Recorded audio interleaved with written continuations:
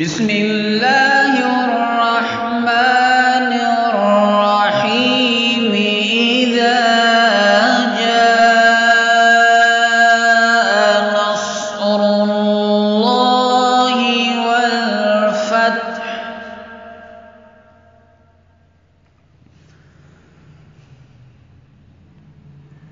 ورأيت الناس يدخلون في دين الله أفواجا